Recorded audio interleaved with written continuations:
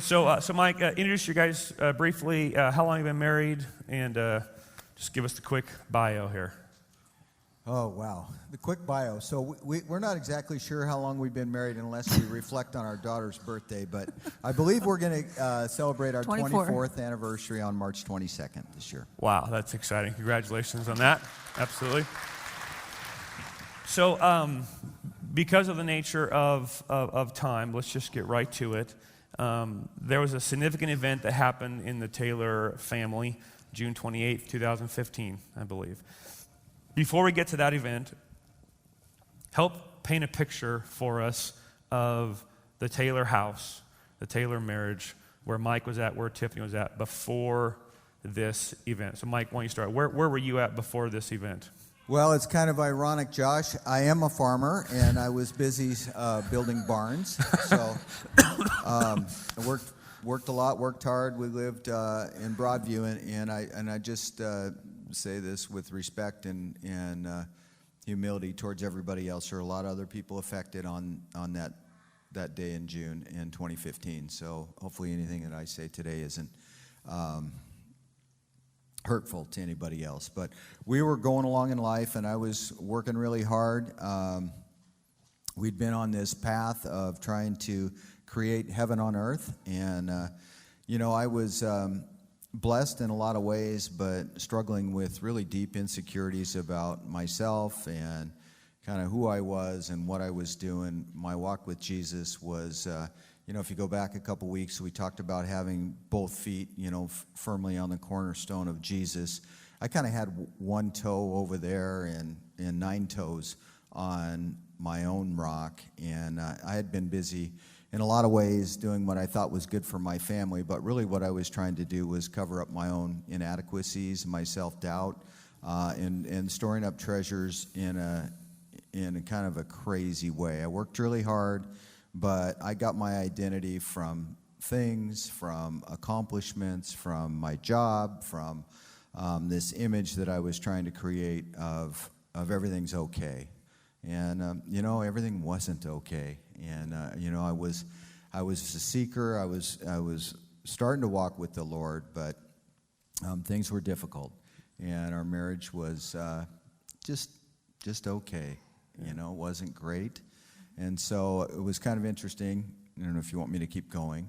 Well, I want to before we get to the event. Are you getting to the event yet, or? So I can get to the event. So anyway, ironically, we'd been on this long process of kind of creating this heaven on earth, remodeling our house, building a pool and this and that, and getting everything just right. And on the 26th... Well, before you go there, I want to ask Tiffany real quick. Yep. Tiffany, how would you describe the marriage where you were at, life in the Taylor family before this specific date? It was very divided. Okay. I dove into the children and did my best there, and he dove into providing well. Yeah. So would you say the Taylor marriage was flourishing? No. No. Was it just existing? Just existing. Well, okay. Yeah, we were kind of strangers. Yeah, strangers. Okay. So that's where we're at. Not really. Jesus isn't at the center, as you said. God was in the center. We get to June 28th, 2015. Mike, walk us through that day. What happened? Yeah, so we were on our way back. We'd been at a concert in Seattle the previous day, and so we were driving through Monitor the afternoon that the fire broke out, and we could see the fire on the hillside in Monitor. It was hot. It was just crazy hot that day, like 107 or something, and it was interesting. As we were going down the freeway coming into Wenatchee, a little tired, we looked over there, and there's a fire, a grass fire, and we're going, wow. It's a hot day, it's windy, that could be an issue. And we went home around, and up the hill to Broadview and kind of rested in our house, and we were just relaxing and kind of watching. And, eventually the cops came to the door and said, hey, you got 10 minutes to get out. Living in Broadview, we'd been evacuated several times. So over the years, each time we were called to evacuate, we got less and less serious about evacuation.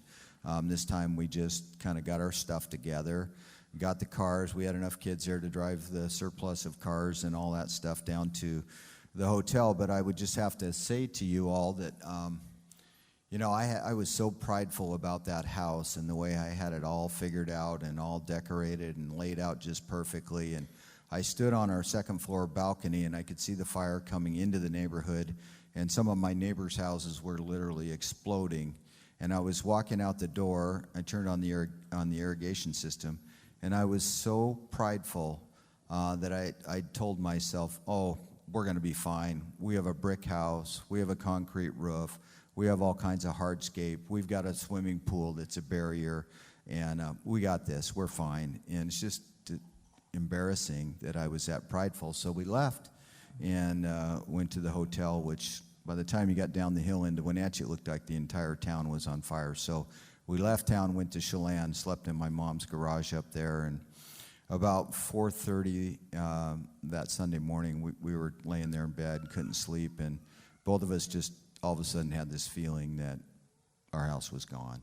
And so short time later, that was confirmed. We drove down, looked at the house, and it was like, wow. Everything that we thought mattered was gone. And, you know, there's just a sense of absolute shock and disbelief. And, yeah, it was amazing. Tell me just, you know, the nature of the concrete roof and like barbells and safes. I mean, just the nature of the fire was so intense. Yeah, so it took a while afterwards to really get up the courage to talk to some firefighters. We were at a local restaurant. We had a really good conversation with them. But all the things that I thought made my house fireproof actually turned it into an absolute kiln. So there was just nothing left. The concrete roof, the house actually, the windows exploded because our neighbor's house caught on fire, and the house burned from the inside out. So what it did was it created, according to the fire departments, you know, multi-thousand degree environment inside the house that just completely melted everything, you know, Olympic barbells, fireproof safes, stainless steel appliances. There was nothing left. Yeah. Crazy. Your entire life, all of your possessions, yeah. 4 inches of ash. And we'd raised our family there. We'd lived in the neighborhood for 20 years. We'd lived in 2 different homes in the neighborhood. But, yeah, it was crazy. We were literally reduced to, you know, we had shorts and flip-flops, and that was it. Wow. So, Tiffany, you're walking up to the house. Yep, right here. Yeah, the picture's there. You're walking up to the house, and tell us what you're thinking in that picture right there. What's going through Tiffany's mind? Well, it was disbelief. I didn't think it would happen to us. Mm-hmm. But once I got up there and stood in the ashes, I honestly knew that God had ordained this. He had chosen our home to burn, to allow to burn, to call us back to Him. We were off track. He was not the center of our life. That house was my foundation. What was in that house gave me stability, whether it was the photos of our wedding or the children and the things they made. That was my grounding, and I knew when I got up there in those ashes that He had said, I want you back. But it was painful. It was a very painful loss because I can't look at my children's things that they made and recollect those times. I can't walk into their bedrooms with their things and feel their presence. But it's a good thing. We've grown much, much closer as a family because of it and put God at the center of our lives. But that's a daily choice as well, because we tend to like shiny things.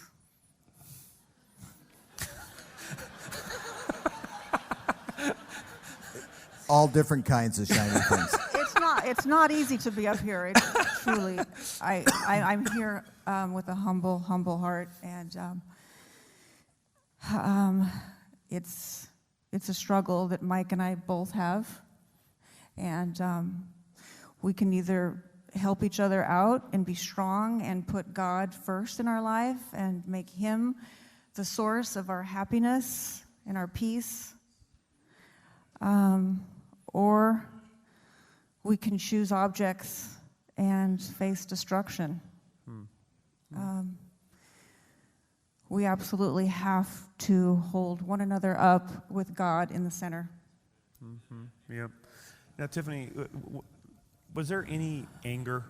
I mean, you're standing there going, because we've talked extensively about this, and when you told me, I just had a sense that God had ordained this because you said something to me. You said, I received it as an act of love from the hand of God. And that just so struck me. I felt loved. I honestly felt loved through the pain, in the pain. I knew that he allowed it. There was just no question. My house was not on the edge of Broadview. It was a few rows away from the edge, and it appeared that he allowed the winds and the flames to consume our house. Clearly, I felt it and I knew it, that he did it out of love. He wanted us to rebuild our life and put him as the foundation. And we did grow closer together at that time. We did. You know, I think since then, we've slipped into materialism, maybe gotten off track, because it's so easy to do. Yeah, Mike's the provider, you know, he does a good job at that. But we need to start turning it over and giving it away instead of spending it on ourselves and the immediate family. So we're giving it to the church.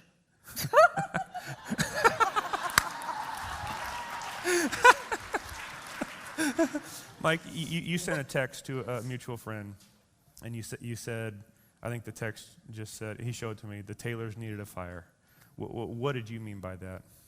Yeah, just we needed a real dose of humility. We needed God to reduce us to a pile of ash and recognize that he was great and we were small. And, you know, when I think about my own sense of achievement, you know, I was so far off track. I mean, you said it well, but, you know, I tried to take credit for all kinds of things in my life when God just allowed me to participate, you know, and I wasn't a steward and I wasn't full of gratitude, and I couldn't see clearly that God was the source of everything and everything I had was his.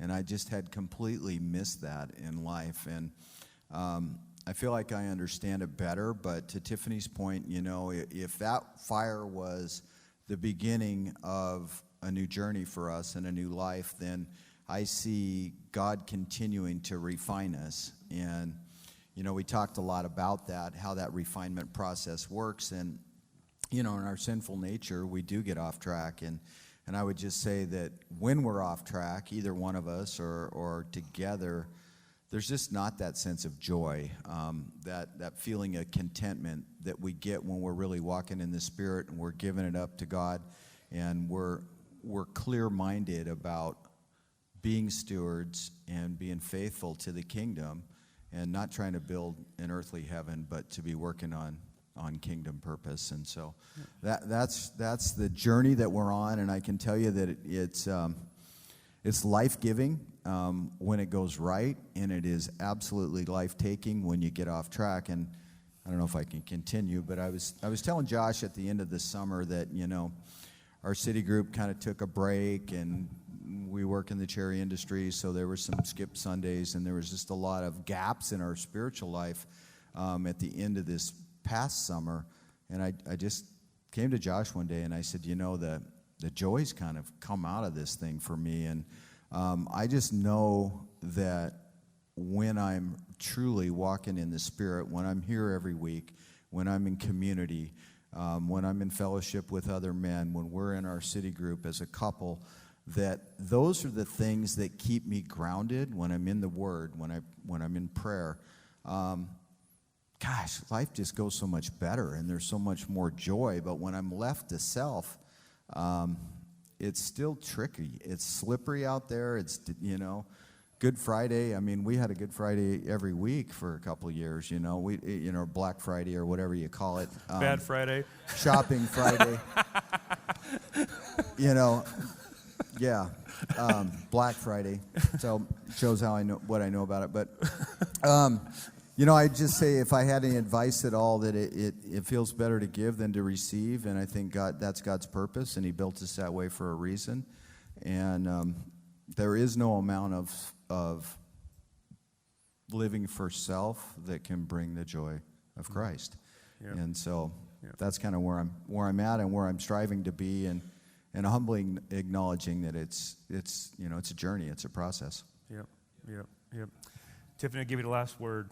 You've had the extraordinary experience of attaining, things that the world would say, oh, they've arrived, and then have it all in minutes be reduced to quite literally ashes, gone, and have the unique experience of having things that you felt grounded you, as you said, and were your foundation, physically taken away. I mean, it's a really extraordinary experience that I think few will probably have that dramatically. It was liberating, freeing, for sure. Really? Yes. Really. So I guess my question then was what have you learned from that, and what are you in the process of learning from that experience? That I want to be anchored in God, 100%. That He's my anchor, and that I would like, and I pray humbly that He'll use me to spread His love and His generosity. I just want Him to take the driver's seat. I feel like I've been the driver and He's been the passenger, and I would like to get in the back seat. You grateful for Mike and Tiffany?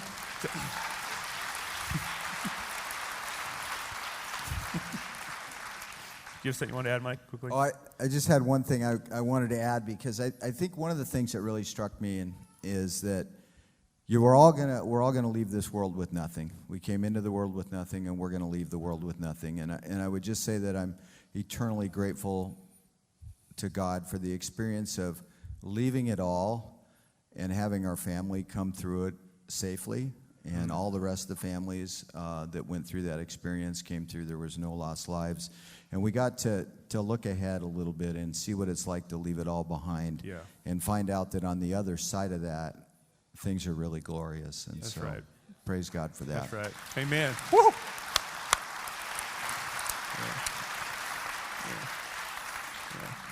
You guys, I'm grateful for your willingness to share your story. I'm grateful for your humility, for your honesty, for your authenticity.